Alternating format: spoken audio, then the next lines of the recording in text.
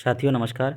आइए देखते हैं हम अभी हमें कक्षा 3, 4, 6, 7 का अधिभार के आधार पर रिजल्ट कैसे तैयार करना है।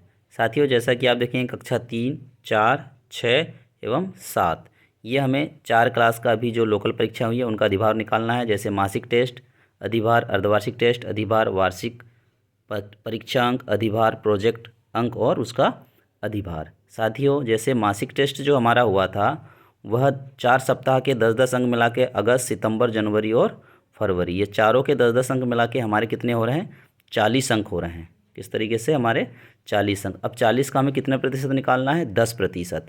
ठीक उसी तरह अर्धवार्षिक हमारे कितने अंक का हुआ है, 60 अंक का हुआ है, तो उसका निकालना है हमें अधिभार कितना, 20%। वार्षिक हमारे 60 अंक का हुआ है तो उसका अधिभार नहीं रहेगा, 60 के 60 पूरे अंक हमको लेना है।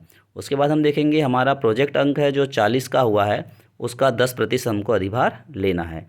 मासिक टेस्ट, अर्धवार्षिक, वार्षिक और प्रोजेक्ट ये तीनों का हमें किस तरीके से निकालना, आइए इसमें देखते हैं। जैसे आरएसके के नवीन निर्देशानुसार कक्षा 3, 4 तथा 6, 7 की अंक प्रणाली।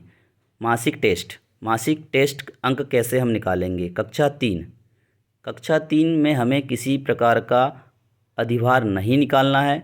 हमें अर्धवार्षिक 40 और वार्षिक 60 के आधार पर रिजल्ट तैयार करना है। अब अधिभार हमें कहाँ निकालना है, कक्षा 4, 6 एवं 7 में।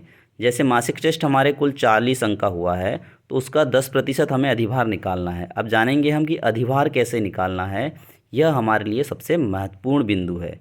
आइए साथियों देखते हैं हमें अधिभार कैसे निकालना है। हमारे बहुत सारे शिक्षक हैं जो अधिभार निकालने के लिए काफ़ी कंफ्यूज हैं। आइए हम इस वीडियो की सहायता से देखेंगे अधिभार कैसे निकालना। अधिभार बराबर प्राप्तांक गुणा अधिभार बटे पूर्णांक।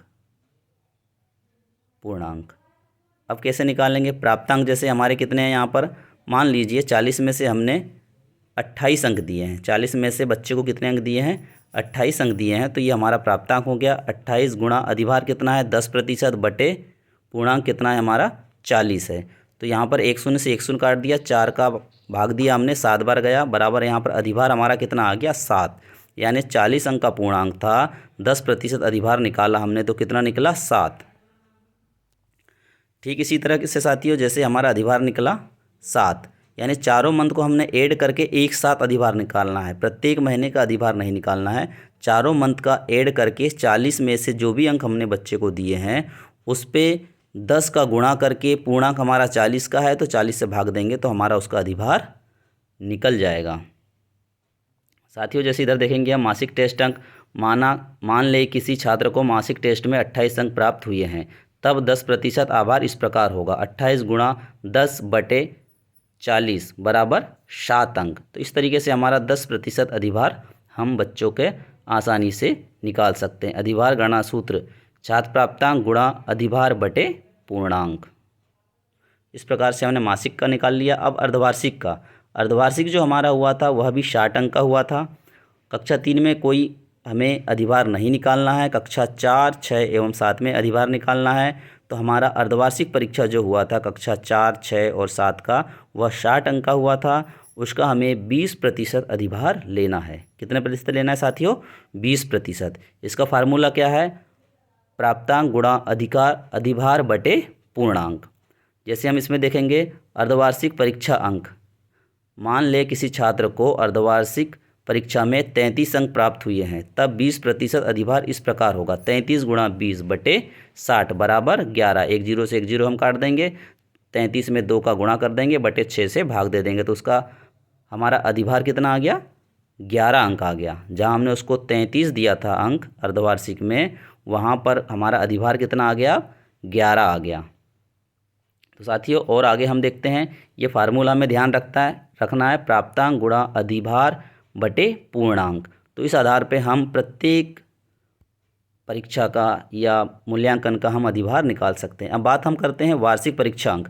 वार्षिक परीक्षा में किसी प्रकार का कोई अधिभार नहीं निकालना है। वार्षिक परीक्षा में हमारे बच्चे ने जितने अंक लिया है उसको उतने ही अंक का अधिभार मानते हुए पूर्ण अंक उसे हमें देना है। यदि किसी बच्चे ने जैसे 40 अंक प्राप्त किए हैं तब उसे सीधे 40 अंक की प्रविष्टि रिजल्ट शीट में हम कर देंगे। साथियों बहुत ही स्पष्ट और क्लियर इस वीडियो में हम समझ पा रहे हैं कि हमें अधिभार कैसे निकालना है। प्रोजेक्ट अंक साथियों, जैसे कक्षा 3 में किसी प्रकार का कोई प्रोजेक्ट अंक हमें ऐड नहीं करना है। कक्षा 4, 6 और 7 में हमें 40 अंक के प्रोजेक्ट वर्क हुए हैं हमारे, तो 40 का हमें अधिभार कितना निकालना है, 10% निकालना है। आइए देखते हैं, फिर उसी फार्मूले पे हम काम करेंगे। मान ले किसी छात्र को प्रोजेक्ट के आधार पे हमने जो अंक दिए हैं, हमने 40 अंक, 40 में से कितने अंक दिए, मान लो 32 अंक दिए हैं, 40 में से 32 अंक दिए हैं, तब 10% अधिभार इस प्रकार होगा, 32 गुणा 10/40। तो हमने 1 जीरो से 1 जीरो काट दिया और 4 का भाग 32 में दिया, तो हमारा अधिभार आ गया 8 अंक। तो साथियों देखा हमने अभी मासिक टेस्ट का अधिभार हम कैसे निकालेंगे, उसके बाद अर्धवार्षिक का अधिभार कैसे निकालेंगे। वार्षिक में वार्षिक अंक का किसी प्रकार का कोई अधिभार नहीं निकालना है, और यहाँ पर हमें कक्षा 3 का किसी भी विषय का कोई अधिभार नहीं निकालना है, और प्रोजेक्ट अंक का भी हमको अधिभार निकालना है। तो यहाँ पर हमने देखा कि अधिभार किस आधार पे हमें निकालना है। इस वीडियो के माध्यम से हम अपने बच्चों का रिजल्ट बहुत ही आसान तरीके से बना सकते हैं।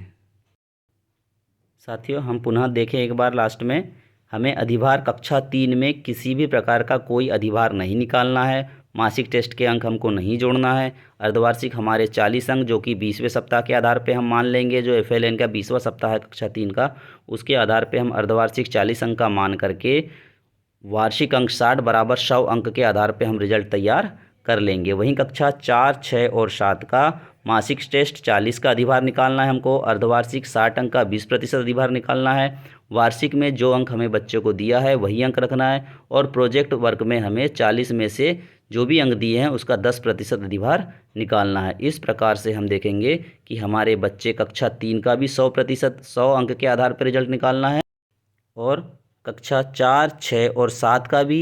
वैसे हमारे अंक तो टोटल 200 हो रहे हैं, लेकिन अधिभार के आधार पे हम 100 अंक के आधार से ही हम रिजल्ट तैयार करेंगे। हम अधिभार अगर निकालते हैं तो हमारा जो 200 था वह 100 में डिवाइड होकर के हम आसानी से हमारा रिजल्ट तैयार कर सकते हैं, जो कि हमें यहाँ पर नीचे चार्ट नंबर 1, 2, 3 और 4 चारों चार्ट में हमने इसको दर्शाया है। साथियों निश्चित ही यह वीडियो आपके लिए आगे लाभकारी होगा। Thank you.